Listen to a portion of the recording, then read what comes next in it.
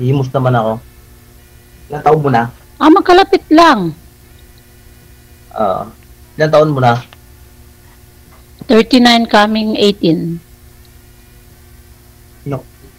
Magpo-40 ta June 6.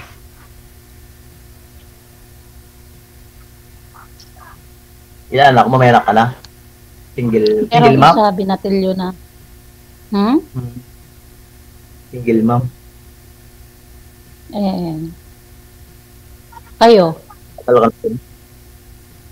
Hanap. Kayo, may anak na kayo? Yung asawa ko dati nagkaanak, pero ako hindi nagkakaanak. Nasilo ko sa dito. Meron dalawa. Wala na may signal mo mamaya, ma'am. So, wala kayong anak, ha? Wala kayong anak? Kasi babae yung nakakanak, di ba? Ay, piloso po. Hindi, joke lang. Tagal ka na dyan, kahit Tagal na. Mag 6 years hindi ako umuwi ng Pinas. tagal na. Siyempre, kumakayod para sa anak. Oo. Pero kumakarin. Ako nun nakauwi-uwi. At nung December, trabaho. Ganyan talaga pag parents ka, priority mo ang anak kaysa sa sarili mo. Hiwalay po kayo sa asawa, ma'am? Separated po kayo? Wala po akong asawa, DJ. Wala. Pero may anak? Wala po. May anak? Pero may anak po ako isa. Sana po yung tatay? Ma'am. Yuwa meron. Tatay na siya. DJ, buhay pa naman. Sawa ng Diyos. May asawa na. Okay. Hindi kayo kasal.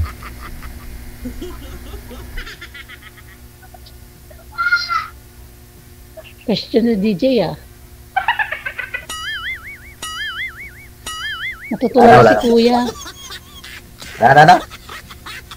Natutulala ka. Huwag ka matulala. Ang ganda mo kasi, kaya natutulala ako. Wow, charot. Basta talaga taga-Cavite, bolero. Hindi mo na ako taga-Cavite. Cavite, part pa ng Imus ng Cavite, Taga Nueva Ecija talaga ako, kailang dito ako ngayon nagkatrabaho. Ang taon na ako rin. Ilocano? Ilocano ko rito. Ano kayo, kalahi kayo ng nanay ko? Ilocanang nanay ko eh. Ilocano. Taga saan? Taga Baguio. Taga Baguio. Gurot? Hindi naman igot ang nanay ko. Siya lang marunong magsalita sa amin ng Ilocana. Kami lahat, Tagalog, Waray. Dito kayo lumaki sa Cavite? Yung ako, lumaki sa Cavite, pero yung ibang ate ko, mga kuya ko, sa probinsya ng tatay side.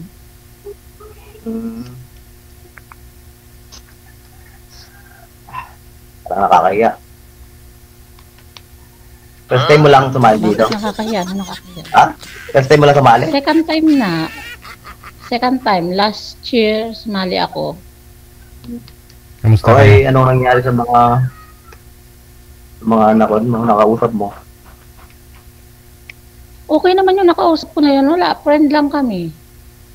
Hindi ka niligawan, ma'am? Hindi ka niligawan? Hindi siya papasa sa ano. Saan? Hindi siya papasa sa'yo? So, ibig sabihin, niligawan ka, tapos sinabi mo sa kanya na hindi siya yung hanap mo, ganun? Yes, DJ, hindi naman ako maselan, kaya lang ayoko na lalaking tamad. Ayoko ako magpapakain sa lalaki. Walang trabaho. Nag-alaga na lang sa akin ako ng baboy. May binta mo pa, no? Hindi kasi sabi niya, DJ, ano lang siya, part-time, tapos naghahanap siya ng OFW. Sinabihan ko siya ng direct. Naghahanap siya ng OFW na maging girlfriend, asawa? Binata siya, may edad na siya. Hindi niya raw kaya ng responsibility. Sabi ko, nagsali lang naman ako, baka. Pero walang force, sabi ko. Katuwaan lang naman namin ng mga kasama ko na sumali. Ngayon, katuwaan pa rin, ma'am? Try, DJ. Malay mo may matino. Pero ayoko ng tamad, DJ. Ayoko magpakain. At tanungin mo si sir. Pakainin na nga akong anak, papakain pa ako. May papalamunin pa akong dagdag. Idagdag pala mo din. Kilalanin mo si sir, ma'am. Baka siya Hindi na. lang. To be honest lang po, DJ. Hindi Kailan naman, ka uwi? hindi naman, May bala ka pang ano, uwi sa PC. sa graduation ng anak ko. Bali, February or March. Kailangan ko umuwi, bakasyon ng graduation ng anak ko, kailangan ko umaten. Oo.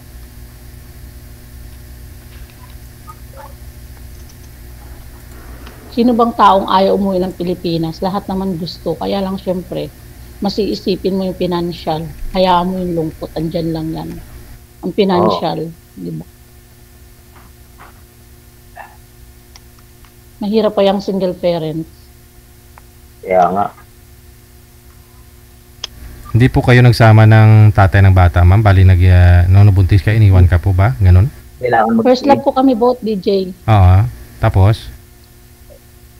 Hindi naman kami nagkatuluyan, pero nawalan kami ng communication ng last 2023 o 2024, nagkita kami.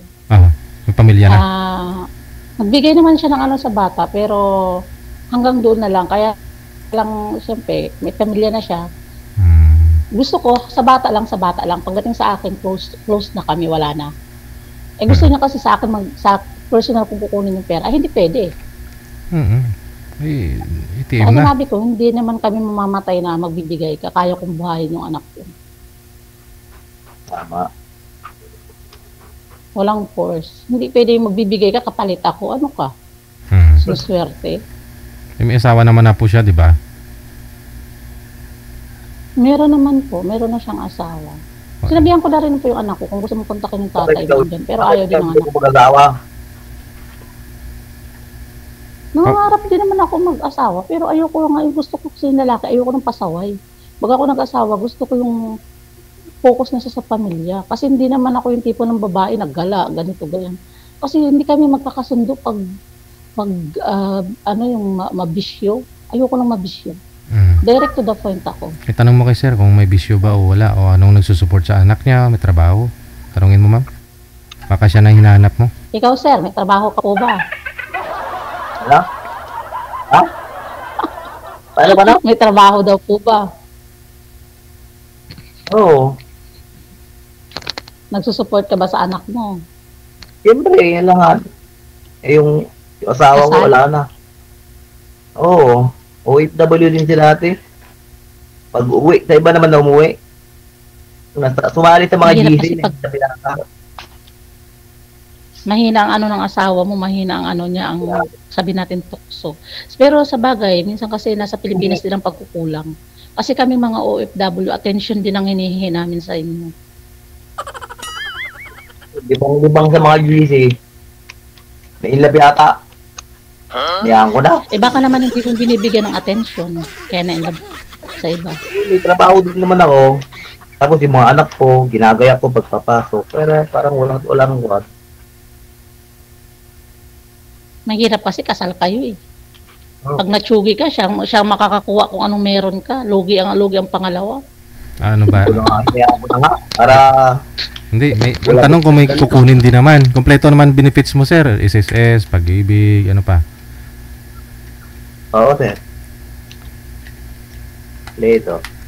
Di ba DJ, lugi ang pangalawa? Kasi ang una rin na makikinabang. Hindi, may kilala kasi ako, ma'am. Kasal nga, tapos walang namang naipamana. Problema lang talaga yung binigay dun sa nung namatay. Pampapalibing. Pero kung may mga pension siguro, pwede. Original talaga. Hindi, mas maigi pa, DJ, na hindi kayo ikasal. Kaysa naman na ikaw ang nagtanim, tapos yung kakabig, yung walang kwentang asawa, di ba? Ang hirap niya, DJ. At yung nasa huling hininga, siya ang nagwagi. Ikaw ang namblema. Pasensya na, prank ka lang.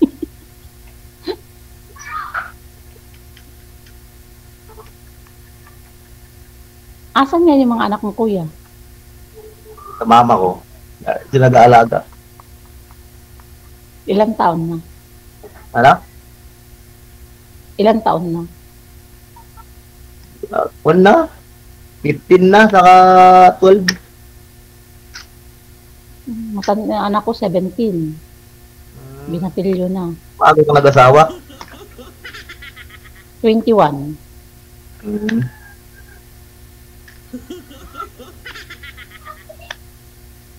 First love yun. Ano? First love yun, tatay ng anak ko. Hmm. Sino yung second love mo, ma'am? Wala na DJ kay hindi pasado. Oh? Mahirap kumuha ng bato pukpok sa ulo, busy. Oo ah. Hindi nga po, ilang taon na po yung anak mo? 17 years old po. Ibig sabihin, mula nung naghiwalay kayo, 17 years, hindi kayo nagka-boyfriend, ma'am? Pero ng DJ, pling-pling, kaya lang, pag hindi yung nakikita mo sa lalaki na hindi seryoso, binabalik sa mga, binibitawan. Anong pling-pling, ma'am? Ano ibig sabihin ng pling-pling?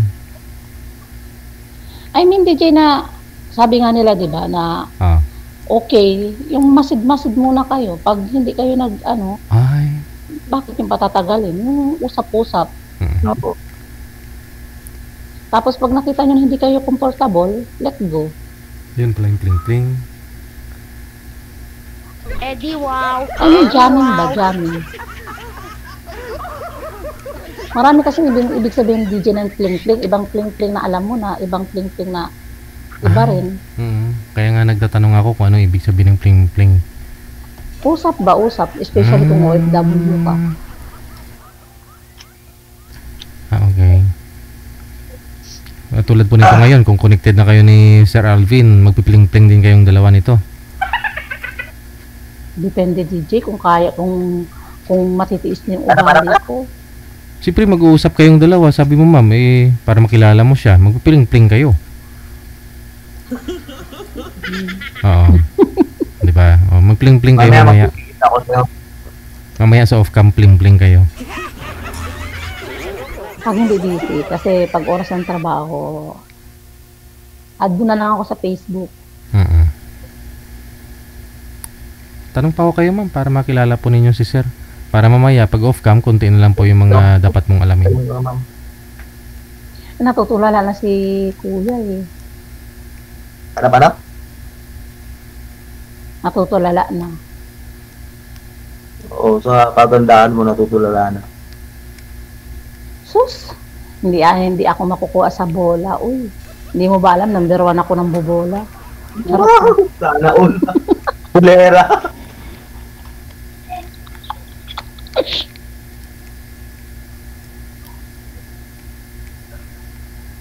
Wala kayong pasok ngayon, Kuya? Wala. Holiday. Eid pa rin. Umiinom po ba kayo? Minsan. Madalang. Trabaho. Bahay lang din ako. Ito, mag-aapon na ako rin nakahiga. Yung mga anak nyo Sir, doon sa nanay nila? Pa? Ano po? Yung mga anak mo andun sa nanay nila? Anak ko, DJ? Anak na. Anak ni Sir. Saan po ba? Ba't wala siya? Magulang ko po, sir. Sa magulang ko. Sa province? Dapat sila na lang. Mga panggastos. Yan, pang budget nila. Makakaano ka rin yan kasi sabi nga nila, hindi ka makakarating sa totoong pag-ibig hanggat hindi ka dadaan sa lubak-lubak. Oo naman.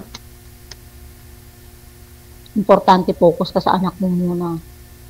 Kasi hindi naman lahat ng stepdad, stepmom tanggap ang mga anak eh. Ako yun din ang priority ko. Pag hindi mo tanggap yung anak ko, lumayas ka sa buhay ko. Paulit-ulit kong sasabihin, pipiliin ko ang anak ko.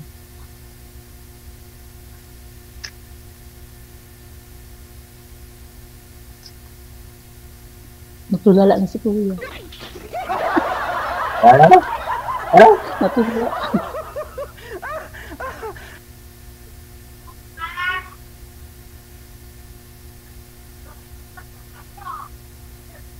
Ano ba? Parang wala nang itatanong. Parang? Sabi ko natulala ka na. Wala na akong masabi, parang natigil. Naipit dahil sa ano, sa bunganga ko. Naipit dahil sa kaboboka ko sa salita ba. Hindi napapanis yung laway. Hmm? Ano yung kuya? Malapit ka na umuwi. Ano? Malapit ka na umuwi. Ano, by next year. Pa sa Next graduation year? ng anak ko, uwi ako. Hmm. Kung hindi February, March. Pag March ang graduation, uwi ako ng February. Kailangan ko umatin. Graduation ng anak ko moment niya yun. Senior high, ma'am? Opo, DJ. Bali grade 11 pa lang po siya ngayon. Opo. Okay. Yun po kasi yung the best na gift namin sa kanila. Ay, hindi ah. Akala ko iPhone. Sige po, DJ. Trabaho muna ako. May tumatawag ang cellphone ko. Ah. Cut ko muna. May tumatawag na? Wala Opo. po. Sige. Ay, sige. Paano, sir? Thank you. Sino kaya yung tumawag kay girl, no? Hindi na question yan. Kasi kagabi nga po, di ba? May... Kailan po yun? Kagabi ba? O nung linggo ng gabi? May tumawag din sa kanya, sabay bihis, sabay alis. Yung amo niya siguro.